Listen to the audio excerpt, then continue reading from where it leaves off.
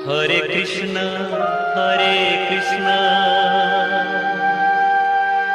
कृष्ण कृष्ण हरे हरे हरे राम राम राम हरे हरे। जय श्री राधा कृष्ण। ज्ञाনৰ দ্বাৰা ব্ৰহ্মস্বৰূপ শ্ৰীকৃষ্ণক লাভ কৰা যায়।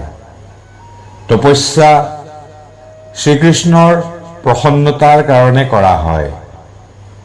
সেয়েহে শ্ৰীকৃষ্ণই হ'ল মহাপুৰাণৰ হৃদয়। শ্ৰীহৰিৰ নাম ও যশ কীৰ্তনেই হ'ল ভাগৱতৰ মূল প্ৰতিপাদ্য বিষয়।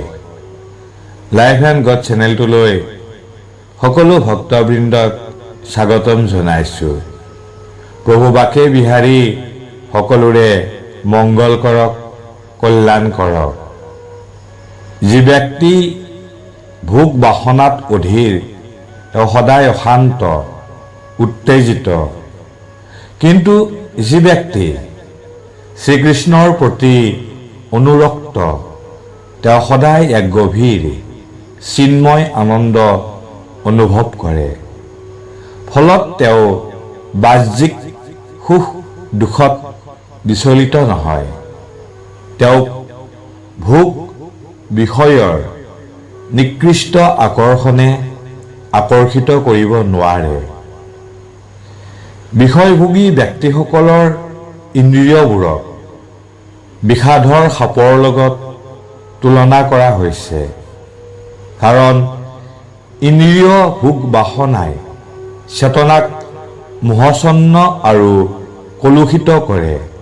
কিন্তু স্থিতপ্ৰজ্ঞ ব্যক্তি তাৰ ইন্দ্ৰিয়বোৰক ভগৱানৰ সেৱাত নিযুক্ত ৰাখে। সেইকাৰণে তেনে ব্যক্তি সদায় তৃপ্ত হৈ থাকে। ইন্দ্ৰিয়বোৰ ইমানেই শক্তিশালী যে বহুত ধীৰ সংযত মানুহৰ চিত্ত বিক্ষিপ্ত কৰে। আজি সমাজত যিমান অশান্তি আছে ইয়াৰ মূল কাৰণ ইন্দ্ৰিয়। মানুহৰ লোভ ইমান বেছি হৈ গৈ আছে যে এই লোভৰ কাৰণে যিকোনো কাম কৰিবলৈ ভয় নকৰে।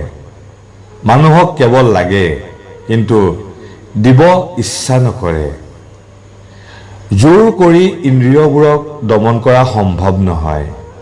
আৰু এই ইন্দ্ৰিয়বোৰ দমন কৰিব নোৱাৰাৰ বাবে আমি অশান্ত, উত্তেজিত, দুখী, সুখ অনুভৱ কৰিব নোৱাৰোঁ। মন যেতিয়া ভগৱান শ্ৰীকৃষ্ণৰ প্ৰতি আকৰ্ষিত হয়, আসক্ত হয়, তেতিয়াহে আমি প্ৰকৃত আনন্দ অনুভৱ কৰিব পাৰিম। কৃষ্ণ ভক্তি সম্পাদনৰ ফলত নিজে নিজে দিব্য জ্ঞান ও দিব্য আনন্দ লাভ হয়। সেয়েহে ভগৱান শ্ৰীকৃষ্ণক এবাৰ হ'লেও স্মৰণ কৰক, তেওঁৰ নাম জপ কৰক। প্ৰভু বাকে বিহাৰীৰ ওপৰত বিশ্বাস ৰাখক, আস্থা ৰাখক আৰু সুখী হওক। জয় প্ৰভু জগন্নাথ। হৰে কৃষ্ণ হৰে কৃষ্ণ হৰে কৃষ্ণ।